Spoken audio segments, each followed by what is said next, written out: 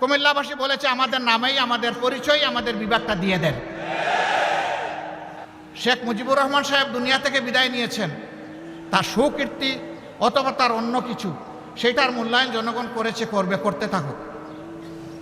কিন্তু আপনি ওই জায়গায় জেদ ধরে আপনি কুমিল্লা বিভাগ দিবেন না, একটা জেলাকে তার নাম ধরে অপমানিত করবেন।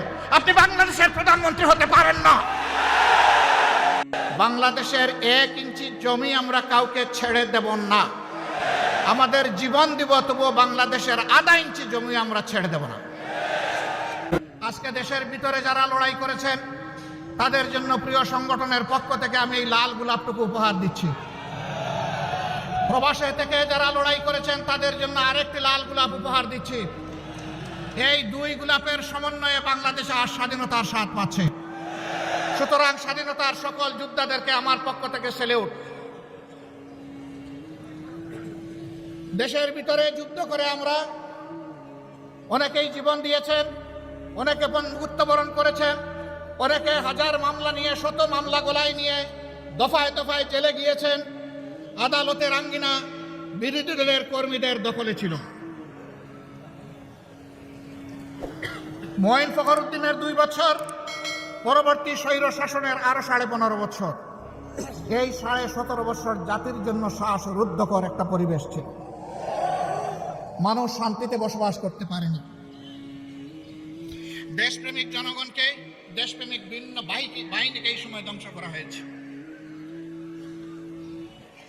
আমরা লক্ষ্য করেছি আওয়ামী লীগ ক্ষমতায় বসে 2009 সালের 10 জানুয়ারি ক্ষমতায় হাতে নিল। তারপরে আমরা দেখি 1 মাসের মাথায় তৎকালীন বিডিআরের সদর দপ্তর ঢাকার পিলখানায় 57 জন চৌকস দেশপ্রেমিক সেনা অফিসারকে তারা হত্যা করল। তাদের পরিবারের সদস্যদেরকে হত্যা করল। নির্মমভাবে হত্যা করার পর লাশগুলা ড্রেইনের মধ্যে ভাসাই দিল। কিছু লাশ তারা গোপন করে ফেলল। রাতের আধারে হত্যাকাণ্ড সংগঠিত করে আলো নিভিয়ে খুনিদেরকে পিলখানা থেকে বের হয়ে যাওয়ার নিরাপদ রাস্তা তৈরি করে দিল। 2টা তদন্ত কমিশন হলো, একটা করলো সেনাবাহিনী, আরেকটা করলো সরকার। সেই তদন্ত কমিশনের কিছুই জনগণকে জানতে দেওয়া হলো না। কারণ সরসায় যদি বুথ থাকে, বুথ ছাড়াবে কে? সেদিনকার প্রধানমন্ত্রী বিডিআরের কতিপয় সদস্যকে এনে আদর করে তাদের সাথে বসলেন, তাদের সকল দাবি দাওয়া মেনে নিলেন। ওদিকে সেনাবাহিনীকে তাদের সহকর্মীদেরকে সাহায্য করার রাস্তা বন্ধ করে রাখলেন। বললেন আমি দেখছি। দেখতে দেখতে সব শেষ হয়ে গেল। সেনাবাহিনীর রিপোর্টটি জাতির জানা দরকার ছিল, কারণ তাদের সহকর্মীদেরকে কারা হত্যা করেছে সবার চাইতে তাদের বেশি জানার কথা, কিন্তু তা জানতে দেওয়া হয়নি। আমরা সরকারের কাছে দাবি জানাই, পুরো ঘটনার আদ্যপান্ত সুষ্ঠু নিরপেক্ষ তদন্ত অবশ্যই করতে হবে। কারণ এই দুর্ঘটনার মধ্য দিয়ে আমাদের দেশপ্রেমিক সেনাবাহিনীর মনোবলকে ধ্বংস করা হয়েছে, বিডিআরকে খতম করা হয়েছে। আগে বিডিআর ছিল সীমান্তের অতন্ত্র প্রহরী, তাদের লগতে ছিল বাংলাদেশের রাইফেল। এখন তাদেরকে বানানো হয়েছে সীমান্তের চৌকিদার, তাদেরকে অপমানিত করা হয়েছে। এরপরেই তারা পরের বছরে আঘাত দিয়েছে আরেক দেশপ্রেমের বাস্তব নমুনা। তিলে তিলে বাংলাদেশে যারা অন্যায়ের সাথে কখনো আপোষ করেনি, দেশের স্বার্থ নিয়ে কারোর সাথে মাথা নত করেনি, সেই বাংলাদেশ জামাতে ইসলামের উপর ষড়যন্ত্র করে জামাতে ইসলামের নেতৃবৃন্দকে হত্যা করা হয়েছে। প্রিয় সম্মানিত বন্ধুগণ, যারা দেশপ্রেমের পক্ষে দাঁড়িয়েছেন, দেশবাসীর স্বার্থের পক্ষে দাঁড়িয়েছেন, এই সরকার তাদের উপরে আঘাত দিয়েছে। সবচেয়ে বেশি আঘাত দিয়েছে আলেম ওলামার উপর, এমনকি আঘাত দিয়েছে বিবেকী সাংবাদিকদের উপর। এরা হত্যা করতে কাউকেই ছাড়ে নাই। হত্যার মিশন নিয়ে তারা নেমেছিল, আর তাদের ক্ষমতার শেষ দিন পর্যন্ত জনগণকে তারা হত্যা করেছে। এই 24-এর গণহত্যার এরা নায়ক নায়িকা। জাতি এদের বিচার চায়, এদের প্রত্যেকের বিচার চাই, প্রত্যেকটি ঘটনার বিচার চাই। এ বিচার অবশ্যই করতে হবে। তবে এবারকার এই পরিবর্তনের সাথে সাথে আমরা বলেছিলাম যে আমরা ব্যক্তিগতভাবে, দলগতভাবে কারো উপর প্রতিশোধ নেব না, আইন হাতে তুলে নেব না। প্রতিশোধ নেওয়ার মানে হচ্ছে আইন হাতে তুলে নেওয়া। আমরা আইন হাতে তুলে নেব না, কিন্তু প্রত্যেকটি ঘটনার আমরা বিচার চাই। এ বিচার যদি না হয় তাহলে বিচারহীনতাই সন্ত্রাসীদেরকে আরো সন্ত্রাস করার শক্তি যোগাবে। আমরা কি বাংলাদেশে আবার সন্ত্রাস দেখতে চাই? যদি সন্ত্রাস দেখতে না চাই তাহলে অবশ্যই বিচার হতে হবে। দেশে আহত নিহত অক্ষত যারাই লড়াই করেছেন সবাইকে যেমন আমরা সালাম জানাই, ঠিক বিদেশের মাটিতে সেখানে আন্দোলন সংগ্রাম করা আরো চ্যালেঞ্জিং। আমাদের লোকেরা প্রবাসে সেখানে আন্দোলন করতে গিয়ে জেলে গিয়েছে, তাদের বিরুদ্ধে মামলা দিয়ে তাদেরকে শাস্তি দেওয়া হয়েছে। এখনো বিদেশের বিভিন্ন জেলে বাংলাদেশের সেই আন্দোলনকারী জনতা রয়ে গেছে। আমরা সরকারের কাছে দাবি জানাই, অবিলম্বে তাদের মুক্তির ব্যবস্থা করে সম্মানের সাথে হয় তাদের কর্মস্থলে সেখানে ফিরিয়ে দিন, অথবা বাংলাদেশে সম্মানের সাথে ফিরিয়ে আন। এই যুদ্ধে দেশের সমস্ত মিডিয়া তারা চাইলেও সত্যের পক্ষে সত্য করে দাঁড়াতে পারবে। দুই একটা মিডিয়া যারা দাঁড়ানোর দুঃসাহস দেখিয়েছে তাদেরকে ঠান্ডা করা হয়েছে, দমন করা হয়েছে, তাদের উপর নির্যাতন চালানো হয়েছে। কিন্তু বিদেশ থেকে আমাদের মিডিয়া যোদ্ধারা সমান তালে তারা যুদ্ধ করেছে। আমি তাদের সকলকে সম্মান জানাই। আপনাদের কুমিল্লার একজন সন্তান, তিনি সেই যুদ্ধ করা শুরু করেছিলেন 15.5 বছর আগে, এখনো তিনি যুদ্ধ অব্যাহত রেখেছেন। তাকে হয়তো আপনারা অনেকে জানেন, অনেকে জানেন না। এই কুমিল্লার দক্ষিণ সদরেই তার বাড়ি। সাইফুর রহমান সাগর, যিনি ফেস দ্য পিপুলের পরিচালক।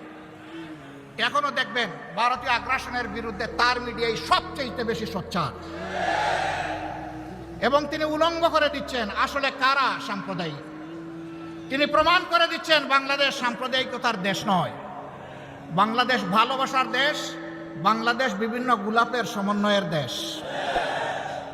এই দেশে সকল ধর্মের বর্ণের সমস্ত মানুষ আমরা মিলেমিশে আছি, কারণ বাংলাদেশ আমাদের সবার। আমরা এবার বলেছি, সোচ্চারভাবে বলেছি, আমরা বাংলাদেশে কোনো মেজরিটি মাইনরিটি মানি না। বাংলাদেশে যারাই জন্মগ্রহণ করেছে তারা সকলেই বাংলাদেশের গর্বিত নাগরিক। এই মাইনরিটি শব্দ বলে বলে অন্যান্য ধর্মের ভাই বোনদেরকে ব্যবহার করে একটি গোষ্ঠী মূলত দেশের বাইরে থেকেই তাদের স্বার্থ হাসিল করতে চায়। এখন আমাদের এই ভাই বোনেরা ওইটা বুঝতে পেরেছেন, তারাও সোচ্চার হয়েছেন। আপনারা দেখেছেন ভারতীয় হলুদ মিডিয়া যখন বাংলাদেশের বিরুদ্ধে নিকৃষ্ট যুদ্ধ শুরু করেছে, মিথ্যা তথ্য ছড়াচ্ছে, তখন জগন্নাথ হল থেকে আমাদের হিন্দু ছেলেমেয়েরা বের হয়ে তার প্রতিবাদ করেছে। কারণ তারা প্রমাণ করেছে এদেশ আমাদের সবার। তোমরা যা বলো তা অসত্য, তা মিথ্যা।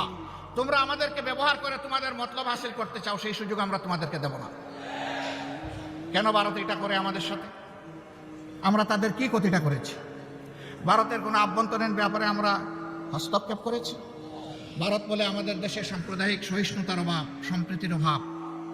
হ্যাঁ, মানুষ দেখতে পাচ্ছে কোন বৎসর কতটা কোন ধর্মের মানুষ ভারতের উগ্র একটি সাম্প্রদায়িক গোষ্ঠীর কাছে নির্মমভাবে নিহত হয়। সারা বিশ্ব তার সাক্ষী। বাংলাদেশে এই ধরনের নিকৃষ্ট ঘটনা ঘটে না। সর্বশেষ একটা চরমপন্থী সংগঠনের হাতে নির্মমভাবে চট্টগ্রামের আদালতে একজন আইনজীবীকে খুন করা হয়েছে। তারা চেয়েছিল এই খুনের মাধ্যমে একটা খুনের হুলি খেলতে। বাংলাদেশের মানুষ তাদের মুখে চুনকালি লেপে দিয়েছে।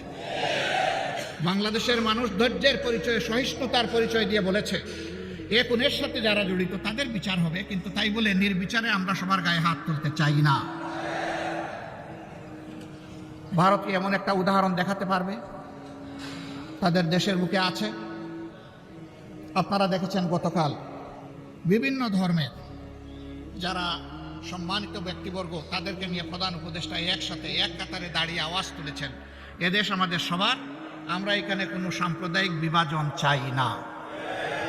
আমরা ধন্যবাদ জানাই আমাদের প্রধান উপদেষ্টাকে তার এই মহৎ উদ্যোগ নেওয়ার জন্য। উদ্যোগ নিয়েছেন, উদ্যোগ নিয়ে থেমে গেলে হবে না, এই যাত্রা আমাদের অব্যাহত রাখতে হবে।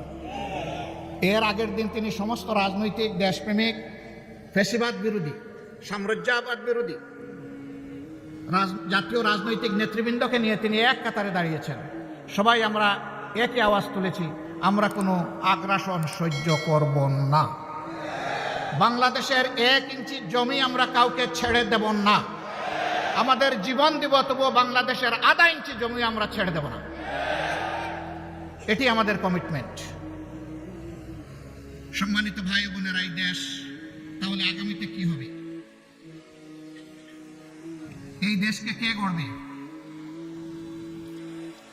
এই দেশ গড়তে হলে কিছু ছাদাবাজ মুক্ত হাত দরকার, কিছু চরিত্রবান দুর্নীতিমুক্ত মানুষ দরকার, কিছু দেশপ্রেমিক চিন্তাশীল বিচক্ষণ মানুষ দরকার।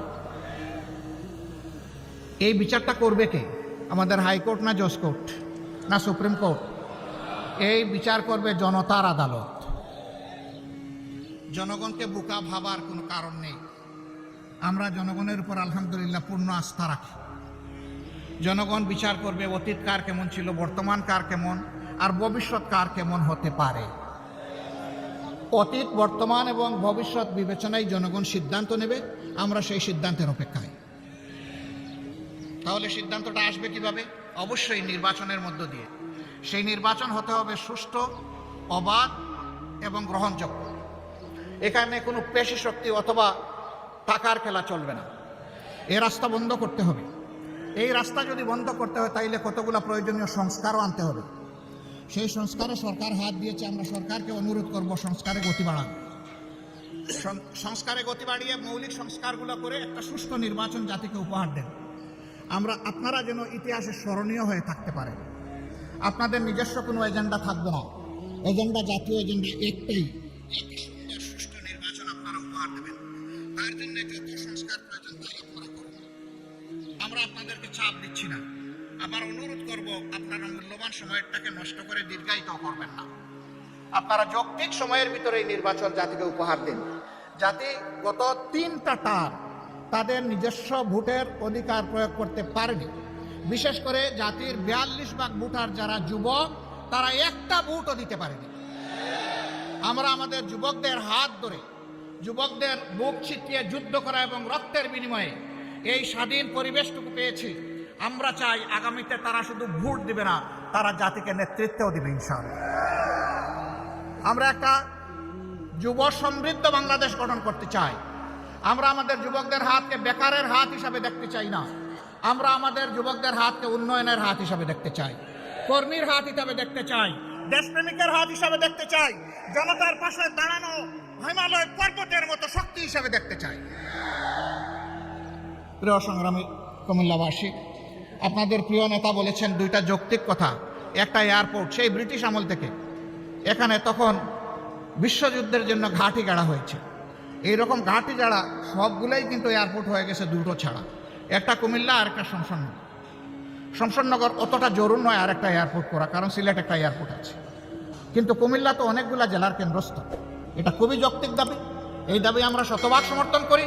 প্রধান উপদেষ্টার নেতৃত্বে বর্তমান সরকারকে অনুরোধ করবো আপনারা মনোযোগ দিন। বিভাগ, আপনারা বিভাগ পাইলেন না, আপনাদের কপালের দোষ। আপনাদের জেলার নাম কুমিল্লা। কুমিল্লা জেলাটাকে আমাজন জঙ্গল থেকে এখানে এসে পড়েছে। এটা কি বাংলাদেশের অংশ নয়? মহান স্বাধীনতা যুদ্ধে 24-এর যুদ্ধে কুমিল্লার কি কোনো ভূমিকা নেই? যদি কুমিল্লার ভূমিকা কুমিল্লা নামেই রাখার সুযোগ থাকে, আসলে কুমিল্লার নামে বিভাগ দিতে অসুবিধা কোথায়? কেন সেটা আটকে রেখেছিলেন? শেখ মুজিবুর রহমান সাহেব দুনিয়া থেকে বিদায় নিয়েছেন। তার সুকীর্তি অথবা তার অন্য কিছু, সেটার মূল্যায়ন জনগণ করেছে, করবে, করতে থাকুক। কিন্তু আপনি ওই জায়গায় জেদ ধরে আপনি কুমিল্লা বিভাগ দিবেন না, একটা জেলাকে তার নাম ধরে অপমানিত করবেন। আপনি বাংলাদেশের প্রধানমন্ত্রী হতে পারেন না।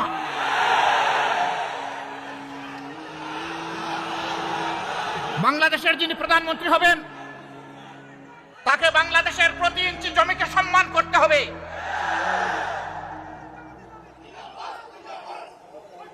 এটা একটা জুলুম। একটা এলাকার লোকদের উপর নিঃসন্দেহে এটি একটি জুলুম। অনেকগুলা জুলুমের মধ্যে এটা একটা জুলুম।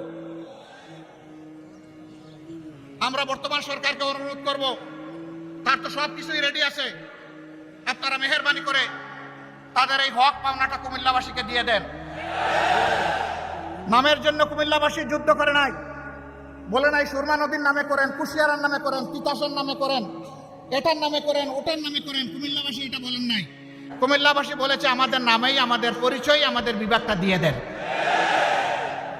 এমনকি বৃহত্তর নোয়াখালীর লোকেরা বলেন নাই যে লক্ষ্মীপুরের নামে দেন বিভাগ, তারা বলে নাই যে আপনারা নোয়াখালীর নামে দেন, ফেনীর নামে দেন, তাও তারা বলে নাই। তাহলে তারা যদি কেউ না বলে কুমিল্লার নামে বিভাগ হবে না কেন? এ বিভাগ হওয়া উচিত। বরঞ্চ আরেকটা কারণে হওয়া উচিত যে একটা নামের প্রতি অপমান করা হয়েছে, যত তাড়াতাড়ি পারেন দিয়ে সম্মানটা ফিরিয়ে দেন। আমরা এমন একটা বাংলাদেশ গঠন করতে চাই যে বাংলাদেশে কোনো বৈষম্য থাকবে না। আপনারা সবাই রাজি আছেন, কিন্তু আমাদের স্টেজের লোকেরা রাজি না। কারণ আপনারা নিচে বসে আছেন সাধারণ চেয়ারে, ওনারা দামি চেয়ারে এখানে বসে আছে। তার মাঝে আবার তিনটা দেখেন ডিস্টিংগুইশড, ওইটার হাইট আরো বেশি। আইসা দেখি যে এই তিনটাতে আবার বিছানো আছে, কি বলে জানি, টাওয়াল দেওয়া আছে। তো আমি বৈষম্য বেশি দূর করতে পারি নাই, প্রথমে আমার টাওয়ালটা ফেলে দিছি। আগামীতে এই ধরনের কোনো আয়োজন হলে সকল চেয়ার সমান থাকবে ইনশাআল্লাহ। যে চেয়ার নিচে থাকবে দেখার স্বার্থে যদি একটা স্টেজ লাগে তাইলে সেই চেয়ারটাই উপরে থাকবে ইনশাআল্লাহ। আপনারা সবাই রাজি আছেন? আপনারা তো রাজি থাকবেন,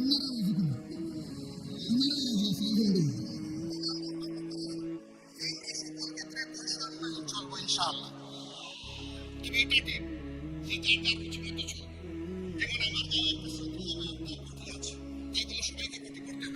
ব্লেজার যার পছন্দ তিনি ব্লেজার পরবেন, শীতের দিনে সোয়েটার, গ্লাভ, চাদর যার পছন্দ তিনি তাই পরবেন। কিন্তু সামাজিক ক্ষেত্রে আমরা ইনশাআল্লাহ সমান থাকবো আল্লাহ চাই। দেখেন বৈষম্যের শিকার হয়ে বাইগুলো পড়তে বসছিল এইমাত্র। তো আমরা আল্লাহর দরবারে বৈষম্য থেকে পানা চাই। এখন এই বৈষম্যহীন দেশটা গড়বে কে? প্রধানমন্ত্রী হলেই আমার বাড়ি যে জায়গায় বন্যার স্রোত, উন্নয়নের স্রোত চলে যাবে সে জায়গায় সারা বাংলাদেশের সম্পদ টেনে টুনে এনে ওখানে ঢুকাই দেওয়া হবে। তাইলে বৈষম্যহীন সমাজ হবে কেমনে? যুক্তি হলো যে সাবেক আমলে আমার এলাকা ছিল বঞ্চিত, এখন অতীতের কাজা কাফারা সব আমার আদায় করতে হবে।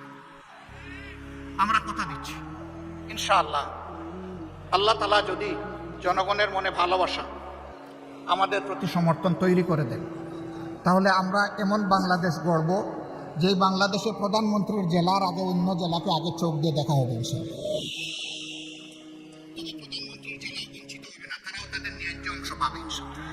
কারণ প্রধানমন্ত্রী হওয়ার কারণে ওই জেলাকে বঞ্চিত করার কোনো অধিকার নাই। কিন্তু রাজার হস্ত করে সমস্ত কাঙ্গালের ধন চুরি, ওই চুরি করতে দেবো না আমরা।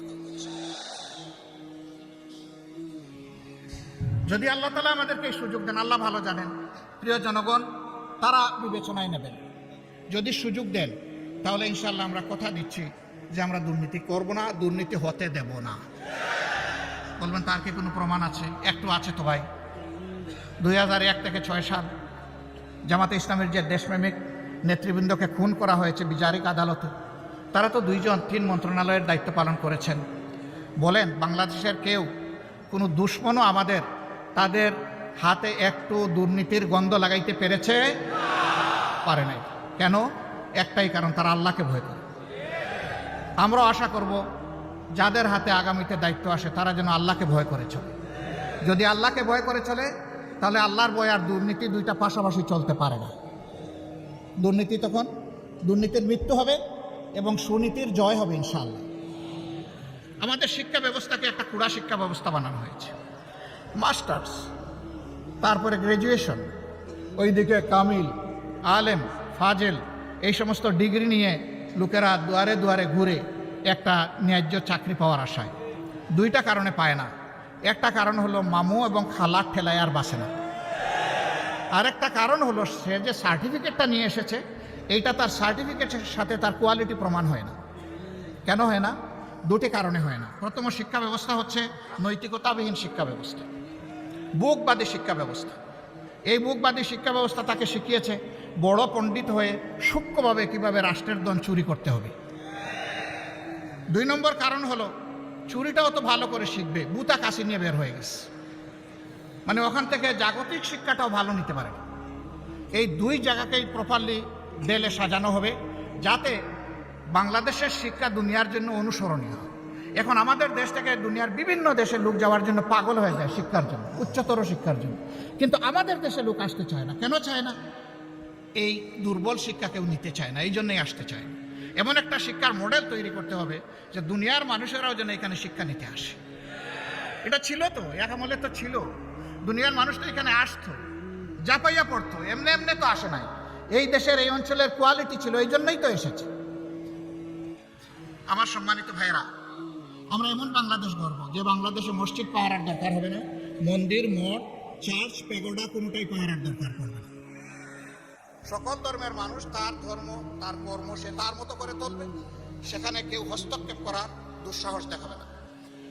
তবে এটা ঠিক, ধর্মের নামে কেউ অন্যের ধর্মের ব্যাপারে হিংসা এবং বাড়াবাড়িও করবে না। মাঝে মাঝে উস্কাইয়া দেওয়া হয় মানুষের অনুভূতিকে। এরা দুষ্ট, যারা এটা উস্কাইয়া দেয় এরা সুস্থ মস্তিষ্কের মানুষ না, এদের ভিন্ন এজেন্ডা আছে, এগুলো আমরা করতে দেব না। প্রিয় ভাইরা, এখানে আপনারা অনেকে ফ্ল্যাগ নাড়বেন, নেড়েছেন, হয়তো বা আবার নাড়বেন। দুটো ফ্ল্যাগ ছাড়া কোনো ফ্ল্যাগ এখানে উঠবে না। একটি বাংলাদেশের ফ্ল্যাগ আর একটা বাংলাদেশ জামাতে ইসলামীর লোগো সম্বলিত ফ্ল্যাগ। এর বাইরে মেহরবানি করে কোনো ফ্ল্যাগ এখানে উড়াবেন না। কারো হাতে থাকলে এটা নিচে রেখে দেবে। আমার সম্মানিত সহকর্মীবৃন্দ, এই যে বৈষম্যহীন, দুর্নীতিমুক্ত একটা বাংলাদেশ গড়ার আমরা স্বপ্ন দেখি, যুব সমৃদ্ধ একটা সমাজ গড়ার স্বপ্ন দেখি, এই সমাজটা গড়বে কে? এই সমাজটা আপনাদেরকেই গড়ার দায়িত্ব নিতে হবে। আপনারা বলেছেন যারা যে এক আল্লাহ, আমরা এক আল্লাহর উপর ভরসা করে সামনে এগোতে চাই। রাসূল করিম সাল্লাল্লাহু আলাইহি সাল্লামের দেখানো দুনিয়ার সবচেয়ে শ্রেষ্ঠ আদর্শ অনুসরণ করতে চাই। আমাদের নিজের জীবনে আগে এটা প্রতিষ্ঠিত করতে হবে। প্রতিষ্ঠা করার পথে অনেক সমালোচনা শুনবেন, অনেক বাধা আসবে। জামাতে ইসলামীকে বলা হবে এটা প্রতিক্রিয়াশীল শক্তি। জামাতে ইসলামী প্রতিক্রিয়াশীল হলে 15.5 বছর জামাতে ইসলামীর উপর যে অত্যাচার, যে নির্মম নির্যাতন, যে জুলুম হয়েছে, দল হিসাবে চিন্তা করুন তো এই ক্ষতিটা আর কার হয়েছে? 1-2 করে শীর্ষস্থানীয় 11 জন নেতাকে হত্যা করা হয়েছে। তাদের রক্তে ভেজা আজকের এই বাংলাদেশ।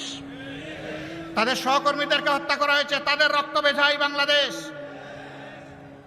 আমাদের প্রত্যেকটা অফিসকে সিলগালা তালাবদ্ধ করে রাখা হয়েছে, একটা মুহূর্তের জন্য আমাদেরকে ঢুকতে দেওয়া হয়নি।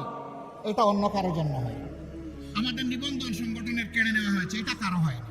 শেষ মুহূর্তে দিশাহারা হয়ে আমাদেরকে নিষিদ্ধ ঘোষণা করা হয়েছে, এইটাও কারো হয়। হ্যাঁ, হয়েছে অন্য সকল দলের, সরকারের প্রতিপক্ষ, আলিম উলামা সহ বিভিন্ন দল সহ মানুষ খুন করা হয়েছে, গুম করা হয়েছে, তা আমাদেরও করা হয়েছে।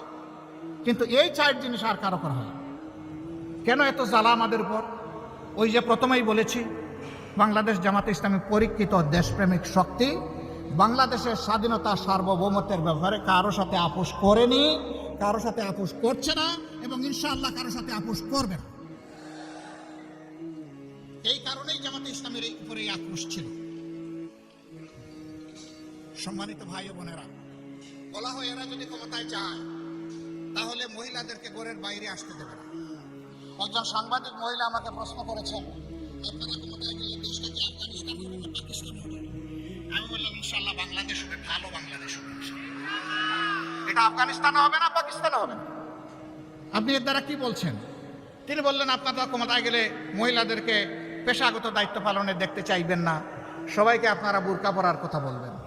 আমি বললাম, মহিলারা তাদের যোগ্যতার প্রমাণ দিবেন, পেশাগত দক্ষতার প্রমাণ দিবেন, 2টা ভালো জিনিস সাথে পাবেন। একটা হচ্ছে মর্যাদা, আর একটা হচ্ছে নিরাপত্তা।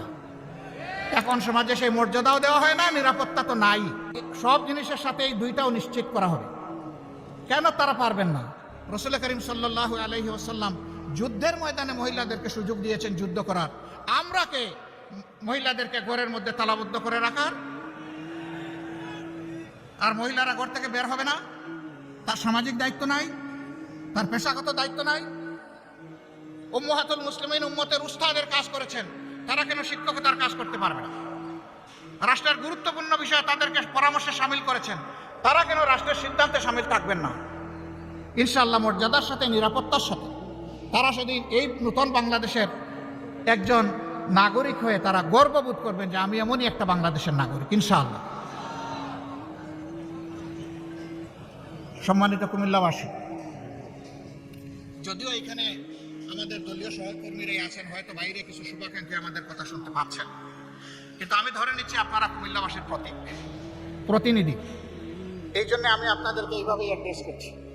আজকের এই আওয়াজ আমাদের সহকর্মী বোনেরাও শুনতে পাচ্ছেন। অনুরূপ আরেকটি প্যান্ডেলে তাদের আয়োজন করা হয়েছে। আমরা স্মরণ করিয়ে দিতে চাই, সৃষ্টির সূচনা হয়েছে একজন পুরুষ এবং একজন মহিলা থেকে। এবং আল্লাহর সৃষ্টিতে শুধু মানুষ নয়, প্রত্যেকটি প্রাণীর জুড়া আল্লাহ পয়দা করেছে, প্রত্যেকটি উদ্ভিদের জুড়া আল্লাহ পয়দা করেছে। আমি দায়িত্ব নিয়ে সায়েন্সের একজন ছাত্র হিসেবে বলছি, প্রত্যেকটি উদ্ভিদের জোড়া আছে। আল্লাহ বেজোড় কোনো কিছুই পয়দা করেন। তা আল্লাহ তাআলা এই জোড়া কেন পয়দা করেছেন? এই জোড়া মিলেই তার সৃষ্টিকে আল্লাহ তাআলা সৌন্দর্য দান করেছেন, পূর্ণতা দান করেছেন। অতএব সেই পূর্ণতা নিয়েই বাংলাদেশ ইনশাআল্লাহ আগামীর গৌরবের বাংলাদেশ হবে ইনশাআল্লাহ। আমার সম্মানিত ভাইয়েরা, আমরা জাতীয় ঐক্য চাই, কোনো বিভেদ চাই না, বৈষম্য চাই না। কিন্তু অন্যায় যদি আমার দল করে, আমি তার বিরুদ্ধে প্রতিবাদ করবই, আমি চুপ থাকব। অন্যায় যে করবে আমাকে আওয়াজ দিতেই হবে। অন্যায় করলে আওয়াজ না দিলে অন্যায়কে উৎসাহিত করা হবে, অপরাধীদেরকে এগিয়ে দেওয়া হবে অপরাধ করার জন্য। আমরা তা পারবো না, এটা আমাদের পক্ষে সম্ভব না। যিনি অপরাধ করবেন অবশ্যই আওয়াজ দেব। আলহামদুলিল্লাহ, এই পরিবর্তনের সাথে সাথে মুসলিম দলটি বলেছিল আমরা অসহিষ্ণু নয়, আমরা সহিষ্ণু, আমরা ভালোবাসার বাংলাদেশ করতে চাই। আমরা আমাদের সহকর্মীদেরকে, শুভাকাঙ্ক্ষীদেরকে বলেছিলাম আপনারা মেহেরবানি করে শান্ত থাকুন, ধৈর্য ধরুন এবং দেশ গঠনে অংশগ্রহণ করুন। বাংলাদেশের 56,000 বর্গমাইলের কোথাও 1 ইঞ্চি জায়গার উপর জামাতে ইসলামের কর্মী সমর্থকরা মানুষের কাছে চাঁদা চেয়েছে অথবা জুলুম করেছে, 5 তারিখের পরে এটা কেউ বলতে পারবে না। যদি কোনো জায়গায় তার ব্যতিক্রম হয়, মেহেরবানি করে আমাদেরকে জানিয়ে সাহায্য করবেন। সরকারের, প্রশাসনের, পুলিশ বাহিনীর কারোই দরকার হবে না, বিচার কারে কো ইনশাআল্লাহ দেশের জনগণ দেখবে। আমরা বুকের জন্য রাজনীতি করি না, পদের জন্য রাজনীতি করি না, মানুষের মালিক বনে যাওয়ার রাজনীতি করি না। আমরা রাজনীতি করি মানুষের খাদেম হওয়ার রাজনীতি, সেবার রাজনীতি। এই জন্য এত নির্যাতিত, এত জুলুমে নিষ্পেষিত একটা দল আপনারা দেখেছেন, যেখানেই প্রাকৃতিক বিপর্যয় হয়েছে, খরা, বন্যা, দুর্যোগ, অ্যাক্সিডেন্ট, জামাতে ইসলামী সবার আগে গিয়ে বলেছে লাব্বায়েক, আমরা হাজির। আহত নিহতের পরিবারের পাশে দাঁড়িয়ে বলেছে আমরা আপনাদের সাথে আছি। এবারও যারা শহীদ হয়েছে বিগত আন্দোলনে, প্রত্যেকটি পরিবারে, আমরা দল দেখি নাই, ধর্ম দেখি নাই, আমরা সম্মান করে তাদের পরিবারের কাছে গিয়েছি, তারা আমাদেরকে গ্রহণ করেছেন, আমরা সম্মানিত হয়েছি। আমরা তাদের পাশে দাঁড়িয়ে বলেছি শহীদ পরিবার জাতির সম্পদ, আমরা অবশ্যই আপনাদের সাথে আছি, পাশে আছি, একসাথে আছি, পরিবারের সদস্য হিসেবে আছি। কোনো জায়গায় এমন হয়েছে, একজন রিক্সা চালক ভাই শহীদ হয়ে গিয়েছে, তার 6 মাসের অন্তঃসত্ত্বা স্ত্রী কেঁদে কেঁদে বলছে আমার গর্বের সন্তানের কি হবে, দুনিয়ায় এসে কারে বাবা ডাকবে। অন্য মানুষের বাচ্চাগুলো যখন তাদের বাবার মুখের দিকে তাকাইয়া লাফালাফি করবে, আমার বাচ্চা তখন কি করবে? আমার এই গরিবের সংসারে আমরা তো ভালোই ছিলাম, এখন কি হবে? রাজশাহী সেই মেয়েটাকে বলেছিলাম, মা এখন আমরা তো এই পরিবারের সদস্য, তুমি, তোমার বাচ্চা এবং তোমার পরিবার, জামাতে ইসলামী যতদিন বেঁচে থাকবে ততদিন পর্যন্ত আমাদের সম্পদ, আমরা খেলে তোমরাও খাবে। আমাদের সন্তানরা লেখাপড়া করলে একই মানের লেখাপড়া তোমার সন্তানও করবে ইনশাআল্লাহ। ইতিমধ্যে তার কুলে আলহামদুলিল্লাহ একটা পূর্ণিমার চাঁদ, একটা বাচ্চা এসেছে। আমরা দোয়া করি আল্লাহ তাকে তাইয়্যিব হায়াত দান করুন। তার বাপের মতো সেও যেন জাতীয় বীর হতে পারে। তার বাবা লড়াই করতে গিয়ে এইটা চিন্তা করে নাই যে আমি রিক্সাওয়ালা, আমি মরে গেলে আমার পরিবার কেমনি চলবে, বরঞ্চ সে চিন্তা করেছে আমার জীবন যদি আমার জাতির হায়াত এনে দেয় তাইলে আমি আমার জীবন দিয়ে দেব। এ ঘটনার পর আমরা গিয়েছি, আমাদের তাহের ভাই গিয়েছেন বিভিন্ন হসপিটালে দেখতে, হাত নাই, পা নাই, চোখ দুটো নাই, পাশে বসে বিছনায় বসে জিজ্ঞেস করেছি তোমার কেমন লাগে, বলে যে আমি হ্যাপি, আমি খুশি। বললাম তুমি হাত হারিয়ে, পা হারিয়ে, চোখ হারিয়ে খুশি? বলে যে আমি খুশি। কেন ভাই তুমি খুশি? বলে যে আমার দেশ স্বাধীন হয়েছে। তাদেরকে বললাম আগামীতে জাতির প্রয়োজনে আর তো তোমাদের করার কিছু নেই, তোমরা তো সব উজাড় করে দিয়ে দিস। কেন নাই? হাত একটা গিয়েছে, জাতির প্রয়োজনে দ্বিতীয়টা দেওয়ার জন্য প্রস্তুত আছে। যেই জাতির সন্তানেরা এইরকম জীবন দেওয়াকে জাতির স্বার্থে পছন্দ করে, আমরা বিশ্বের সকলকে অনুরোধ করব তাদের দিকে লাল চোখ তুলে তাকাবেন না। জীবনের চাইতে মরণ, শাহাদত জাতের কাছে প্রিয়, তাদেরকে ধমক দেওয়ার চেষ্টা করবেন না। প্রিয় কুমিল্লাবাসী, পুলিশের হাতে কি আমরা নির্যাতিত হইনি? হয়েছে। কিন্তু এবারকার এই পরিবর্তনের পরে অনেক পুলিশ বিভিন্ন কারণে তারা কর্মস্থলে যেতে ইতস্তত করছিলেন। আমরা বলেছি অতীতের কারো যদি কোনো অপরাধ থাকে সেইটা আদালত আছে, বিচার আছে, সংশ্লিষ্ট কর্তৃপক্ষ মানুষ আছে, তারা দেখবে। কিন্তু এখন দেশ চলতে হবে। আপনারা আসেন, আপনাদের দায়িত্ব পালন করেন, আমরা আপনাদেরকে সহযোগিতা করব। আপনারা কি সেই সহযোগিতা করেছিলেন? করেছেন। আমরা কারো অন্যায়ের মানে ওই রকম ক্ষমা করে দিচ্ছি না, কিন্তু দেশ তো চলতে হবে। দেশ চলতে গিয়ে আমরা তাদেরকে সহযোগিতা করেছি। আমরা তো કોઈ প্রতিশোধ নেই। অনেকে বলে যে রাজপথে অতীতে পুলিশের সাথে আপনাদের সমস্যা হয়েছে, হবে তো। পুলিশ যদি অন্যায়ভাবে শান্তিপূর্ণ মিছিলে এসে আমাকে আঘাত করে, তাইলে এই আঘাত ফিরায় দেওয়ার দায়িত্ব আমার আছে। পুলিশ কেন আমার শান্তিপূর্ণ মিছিলে আঘাত করতে আসবে? তারাই তো এই কাজটা ঠিক করেন নাই। আমরা আশা করব আগামীর বাংলাদেশ এই পুলিশেরও বাংলাদেশ, এটা সেনাবাহিনীরও বাংলাদেশ, এটা নাগরিকদের বাংলাদেশ, এটা আমাদের সংবাদকর্মীদের বাংলাদেশ, এটা জাতি পেশা সকলের বাংলাদেশ। এই বাংলাদেশে যেন সবাই সবাইকে আমরা সম্মান করে চলতে পারি। আজকেও পুলিশের কর্মকর্তাদের সাথে আমার মোলাকাত হয়েছে। আমি বলেছি আপনারা এসেছেন, খুশি হয়েছে। বার্তা আমাদের পরিষ্কার, আমরা কারো কোনো আনুকূল্য চাই না, তবে আমরা কোনো ডিপ্রাইভ হতে আর চাই না। আমরা ফেভারিজমও চাই না, আমরা ডিসফেভারিজমও চাই না। আপনারা ন্যায়পর থাকেন, আমাদের সম্পূর্ণ সমর্থন এবং সহযোগিতা আপনারা পাবেন। কিন্তু অন্যায় করলে সেই আমরাই কিন্তু সবার আগে আবার প্রতিবাদ করব। এটাই আমাদের ধর্ম। অন্যায় আর জামাতে ইসলামী একসাথে চলতে পারে না। এর মানে আমি এটা বলছি না যে আমাদের কোনো ভুল হয় না, আমরা কোনো অন্যায় করি না, না তা আমি বলবো না। আমরা মানুষ, আমাদের ভুল অবশ্যই হয়। সেই ভুল আপনি ধরিয়ে দেন, আমরা কথা দিচ্ছি এটা সংশোধন করবো ইনশাআল্লাহ। আমি যদি অপরাধ করি আমাকে বিচারের কাঠগড়ায় দাঁড় করান, আমি কথা দিচ্ছি সেই বিচারকে আমি সম্মান দেখাবো ইনশাআল্লাহ। কিন্তু আমি অপরাধ করি নাই, জোর করে আমাকে অপরাধী বানাবেন, তা জামাতে ইসলামী অতীতেও মানে নাই, আগামীতেও মানবে না। বহু চেষ্টা করা হয়েছে নেতৃবৃন্দকে মাথা নত করানোর। নেতৃবৃন্দ বলেছেন যে আলহামদুলিল্লাহ আমরা গোলাপের বাগানে প্রবেশ করতে যাচ্ছি, মাথা নত করার কোনো প্রশ্নই উঠে না। ফাঁসির রশি আমাদের কাছে অত্যন্ত প্রিয়, যদি সেই রশি আমাকে আল্লাহর জান্নাতে নিয়ে যায়। সেই রশি যদি ন্যায়ের পক্ষে হয়, অসত্যের বিরুদ্ধে হয়, জাতির কল্যাণে হয়, দেশপ্রেমের জন্য হয়, রশি 100 নয় 100টা মাথা পেতে নিতে রাজি আছে। সম্মানিত ভাই বোনেরা, আমি মিডিয়ার ভাইদের প্রতি দুটি অনুরোধ জানাতে চাই।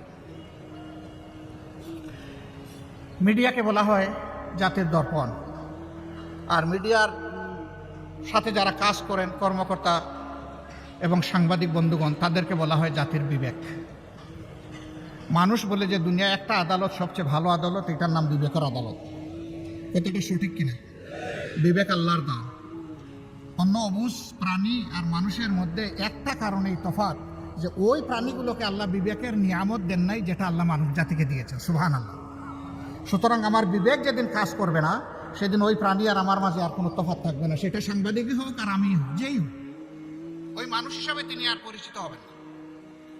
আমরা জানি 15.5 বছর, এমনকি এর আগের 2 বছরও স্ক্রিপ্ট ধরে দেওয়া হতো, আপনারা কি পড়বেন আর কি লিখবেন। এখন সেটি নেই। আপনারা কুলা চোখে দেখবেন আর কুলা মনে ভাববেন। আপনার বিবেক দিয়ে আপনি সাজাবেন, আবেগ দিয়ে নয়, অতীতের কোনো বদ্ধমূল ধারণা দিয়ে নয়, বরঞ্চ বর্তমানের বাস্তবতা দিয়ে আপনারা আপনাদের নিউজগুলোকে সাজাবেন। আলহামদুলিল্লাহ আপনারা অনেকেই সাজাচ্ছেন। মাঝখানে মাঝে মাঝে কেউ পিছলা, ওই কাদামাটিতে পা পিছলে যায় এবং পড়ে যান কেউ।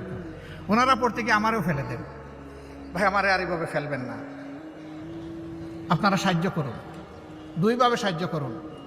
আমাদের এবং আমাদের সহকর্মীদের বক্তব্যগুলো অবিকল জাতির কাছে পৌঁছে দিন। আমরা ভুল করলে জাতি বিবেচনা করি। আবার যদি আপনার কাছে আমাদের কোনো ভুল ধরা পড়ে, আপনি আমাদেরকে বলুন, গঠনমূলক সমালোচনা করুন, অবশ্যই করবেন। কেন করবেন? সমালোচনা না করলে তো আমাদের সংশোধন হবে না। আমরা তো ভুলের ঊর্ধ্বে নই। আমরা সমালোচনার জন্য আপনাদেরকে আহ্বান জানাচ্ছি, উৎসাহিত করব, অভিনন্দন জানাই যখন গঠনমূলক সমালোচনা আপনাদের কাছ থেকে আসবে, যেটা জাতির কল্যাণে লাগবে, সেই সমালোচনাটা আপনারা করবেন। আরেকটা অনুরোধ জানাবো, আপনাদের দায়িত্ব হচ্ছে 4 ডাইমেনশনাল ভিশন, অর্থাৎ চতুর্দিক থেকে দেখতে হবে, সামনা, পেছন, 2 সাইড। আপনারা চতুর্দিকে চোখ ঘুরাইয়া দেখবেন, আপনারা একদিক থেকে দেখবেন না। চতুর্দিক থেকে যখন দেখবেন, পুরো বিষয়টা আপনাদের কাছে স্পষ্ট হয়ে যাবে। তখন কালো না সাদা সেইটাও বুঝে ফেলবেন। স্বয়ং আমিও যদি কালো হই, আমাকেও ছাড় দেবেন না। কালোকে অবশ্যই ধরতে হবে, কালোকে সাদা বানাতে হবে, অথবা কালোকে এই জমিন থেকে, এই সমাজ থেকে তাড়াতে হবে। কালোর জায়গায় এই জমিনে হবে না। এই কালো মানে আমার মতো গায়ের রং যাদের কালো, আমি তাদের কথা বলছি। এই কালো মানে চরিত্রের কালো, চিন্তার কালো। এই কালো চরিত্র এবং চিন্তার কালো যাদের থাকবে, এদের কোনো জায়গা আমরা বাংলাদেশে দিব না ইনশাআল্লাহ। এই ব্যাপারে সবচেয়ে ভালো দায়িত্ব পালন করতে পারবেন সাংবাদিক বন্ধুগণ। এই জন্য আগেও বলছি, এখনো বলবো যে আসুন আমরা সাদাকে সাদা বলি, কালোকে কালো বলি। এই ব্যাপারে আপনারা পিছপা হবেন না, সে যেই হোক, কোনো অসুবিধা নেই। আপনারা জাতির চতুর্থ স্তম্ভ, এই স্তম্ভটা মজবুত হলে জাতি মজবুত হবে ইনশাআল্লাহ। আমরা সেই ঐক্যের, সাম্যের এবং বৈষম্যবিহীন বাংলাদেশের জন্য সকলের সহযোগিতা চাই। আমার সহকর্মীরা, আপনারা সবাই কি এরকম একটা বাংলাদেশ চান? শিওর? হাত তুলেন তো দেখি সবাই। বুঝে শুনে উঠিয়েছেন? হ্যাঁ, হাত নামান। যদি এইরকম একটা বাংলাদেশ চেয়ে থাকেন, মনে রাখবেন আপনাদের ত্যাগ শেষ হয়ে যায়নি, আরো বহু ত্যাগ আপনাদেরকে স্বীকার করতে হবে। আপনারা সেই ত্যাগের জন্য প্রস্তুত আছেন? প্রস্তুত থাকুন। আমি আপনাদের দুর্বল ভাই হিসেবে আমি আপনাদের সাথে প্রস্তুত আছি, আলহামদুলিল্লাহ। সম্মানিত ভাইয়েরা, আমাকে ডাক্তার সৈয়দ আব্দুল্লাহ মোহাম্মদ তাহের সাহেব বলেছেন, প্রধান উপদেষ্টার পাশে দেখে মানুষ মনে মনে ভাবে উনিও বোধহয় খুব শক্তিশালী মানুষ। আমি আসলে খুবই দুর্বল মানুষ। আমি অনেককে শক্ত করে কুচা দিয়ে কথা বলতে পারি না বলে অনেকে আবার গাল বেচার করে যে উনি আরো ধারালো চৌকস কথা বলে না কেন। আমি পারি না, যে আমাকে ক্ষমা করে দেবেন। কথা যেভাবে আমার মা বাবা আমাকে শিখিয়েছেন, যে শিক্ষা আমি আমার উস্তাদদের কাছে পেয়েছি, যে শিক্ষা আমার সমাজ আমাকে দিয়েছে, কথা তো আমাকে সেভাবেই বলতে হবে।